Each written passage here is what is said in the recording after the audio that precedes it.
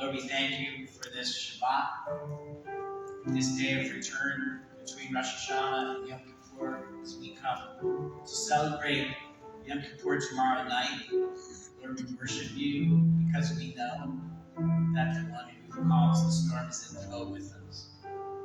Lord, would you heal all the difficulties that we're experiencing? Would you heal marriages, heal relationships with children? Would you heal our hurts and our pains of the past? Would you heal the things we're experiencing in the present that we don't understand? Would you heal our future before we even get there?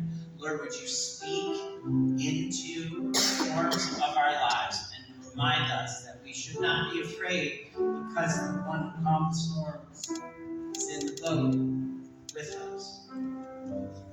We are grateful for all that you have done for us for sending your son Yeshua to die for us so that he could offer himself in place of our sin and we could find forgiveness through the blood of Yeshua. Would you help us, especially those in this group that are facing really difficult things in their lives right now? Lord, would you remind them that you're in the boat and that the storms will come and that we don't have to be afraid.